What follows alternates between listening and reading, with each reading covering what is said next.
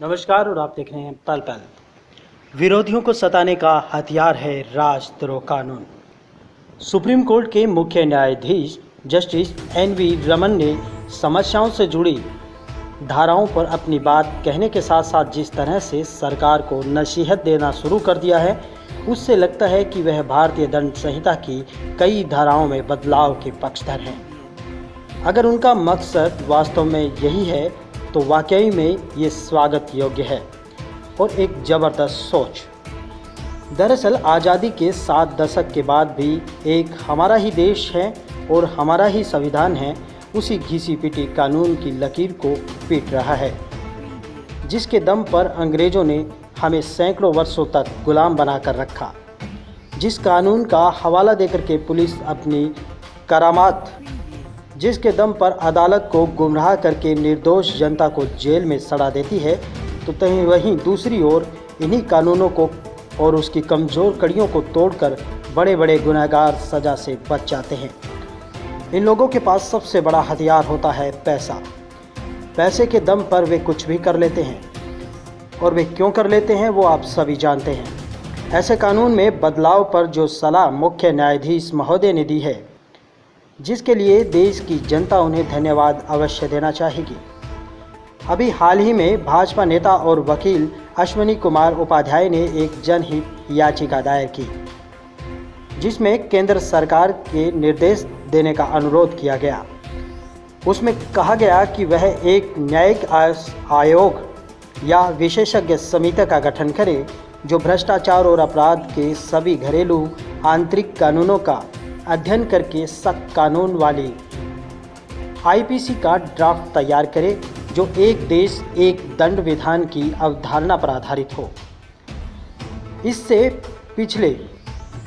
पहले सप्ताह माननीय सुप्रीम कोर्ट ने राजद्रोह की धारा 124A के दुरुपयोग पर सरकार से सवाल किया।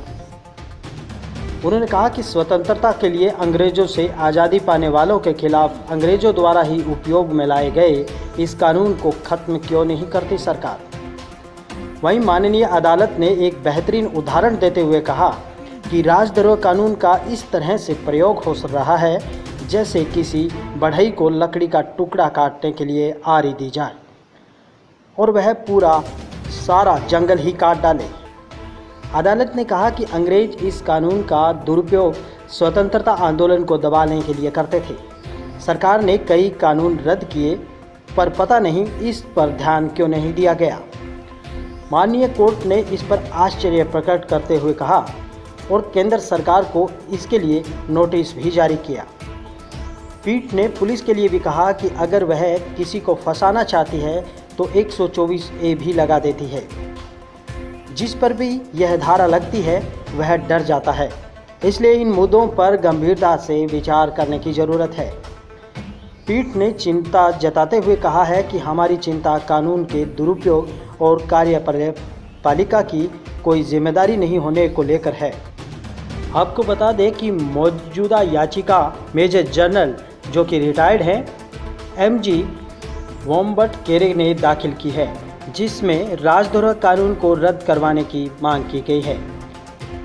श्री वेणुगोपाल की इस टिप्पणी के बाद में इस कानून को रद्द करने की ज़रूरत नहीं है। पीठ ने कहा कि एक गुट दूसरे गुट के लोगों को फंसाने के लिए इस कानून का इस्तेमाल कर सकता है, इसलिए यह लोगों की संविधान प्रदत्त आज़ादी के मौलिक अधिकार के लिए खतरा है। पीठ ने याचिका को प्रामाणिक और याचिकाकर्ता को वास्तविक बताते हुए कहा कि जिसने अपना पूरा जीवन देश की सेवा को समर्पित किया, इसलिए हम यह नहीं कह सकते कि वह प्रेरित याचिका है। उल्लेखनीय है कि इस कानून को रद्द करने के लिए 2 अन्य याचिका भी लंबित पड़ी हैं। साथ ही इस धारा को खत्म करने के लिए एडिटर गिल्ड ऑफ इंडिया तथा पूर्व केंद्रीय मंत्री अरुण शौरी ने वरिष्ठ अधिवक्ता प्रशांत भूषण के माध्यम से ये दायर की। विपक्षी दलों के नेताओं और सामाजिक संगठनों के कार्यकर्ताओं ने सर्वोच्च न्यायालय की इस टिप्पणी का स्वागत किया कि क्या इस पुरातनकालीन कानून का भारत सरकार द्वारा दुरुपयोग समाप्त होगा।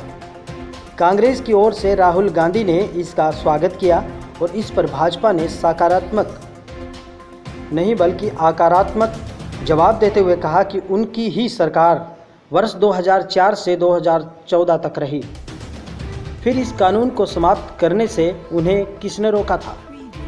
बल्कि सच तो यह है कि वर्ष 2019 के लोकसभा चुनाव के समय कांग्रेस ने अपने घोषणा पत्र में शिक्षा, कानून, गरीबी, किसान को लेकर के कई वायदे किए।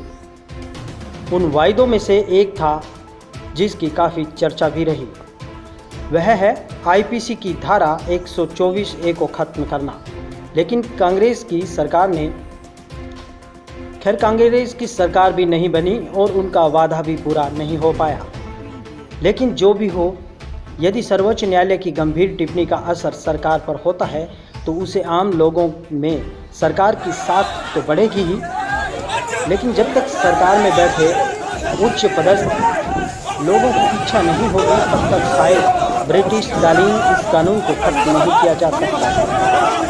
दरअसल कानून को रद्द बहुमत द्वारा संसद के दोनों सदनों में लोकसभा तथा राज्यसभा में पास नहीं हो सकता। लेकिन देखना यह भी है कि सरकार माननीय सर्वोच्च न्यायालय द्वारा मांगी गई नोटिस का जवाब कब और कैसे देती है। आखिर अब जानते हैं आखिरकार धारा 124A है क्या। तो इसे अब इस तरह से समझना होगा कि भारतीय दंड संहिता यानी इंडियन पिनल कोड की धारा 124A को भी राजद्रोह का कानून कहा जाता है।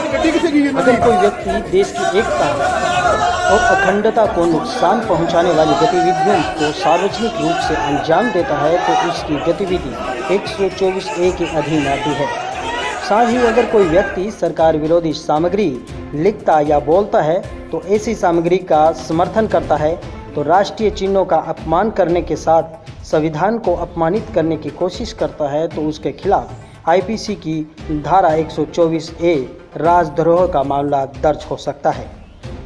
इन गतिविधियों में लेख लिखना, पोस्टर बनाना भी शामिल है।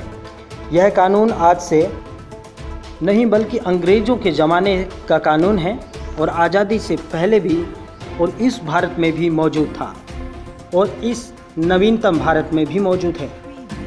इस कानून को अंग्रेज़ों ने वर्ष 1860 में बनाया था और वर्ष 1870 में इसे आईपीसी में शामिल कर लिया गया। उस वक्त अंग्रेज इस कानून का इस्तेमाल उन भारतीयों के खिलाफ किया करते थे जो कि उनके खिलाफ आवाज़ बुलंद करते थे। आज़ादी की लड़ाई के दौरान भी देश के कई क्रांतिकारियों और आज़ादी से पहले राष्ट्रपिता महात्मा गांधी तथा लोकमान्य तिलक को भी इस कानून के कारण सज़ा सुनाई गई थी। तिलक को 1908 में उनके एक लेख की वजह से 6 साल की सज़ा सुनाई गई, तो वहीं महात्मा गांधी को भी अपने लेख की वजह से ही इस कानून में आरोपी बनाया गया। आज़ाद भारत में इस कानून में कई बदलाव किए गए, परंतु पुलिस द्वारा यह धारा केस बनाने जैसे कई कामों को लेकर के उपयोग में आने के कारण इस ओर ध्यान नहीं दिया गया और पुलिस के ये ज़्यादातर कामों में काम आने लगा। हाल ही में चर्चित मामलों की बात करें तो पिछले सालों कार्टूनिस्ट असीम त्रिवेदी, हार्दिक पटेल, कन्हैया कुमार आदि को इस कानून के तहत ही गिरफ्तार किया गया। इस कानून के अंतर्गत दोषी पाए जाने वाले आरोपियों पर 3 साल से लेकर के अधिकतम उम्र कैद की सज़ा का भी प्रावधान है। एक राष्ट्रीय अखबार के पूर्व संपादक और राजनीतिक विश्लेषक का मानना है कि ये धाराएं अंग्रेज़ों के ज़माने से चली आ रही हैं और हर सरकार इसे अपने विरोधियों को दबाने के लिए प्रयोग करती है। निशिकांत ठाकुर, राष्ट्रीय अखबार के पूर्व संपादक, इनका मानना है कि विरोध करने वालों पर सरकार की ओर से देशद्रोह की धारा या राजद्रोह की धारा लगाने का ये मामला इन दिनों सुर्खियों में बना हुआ है। दिल्ली व सिरसा में भी आंदोलनकारी किसानों पर भी राजद्रोह जैसी धारा लगाई गई। हाल ही में सुप्रीम कोर्ट के एक जज ने देशद्रोह की धारा को अनुचित बताया, जिसके बाद तो पूरे देश में एक ही बहस छिड़ गई कि देशद्रोह की धारा को समाप्त किया जाना चाहिए, क्योंकि वर्तमान में इसकी कोई प्रासंगिकता नहीं है। ये किसी भी लिहाज से ज़रूरत के हिसाब से नहीं है।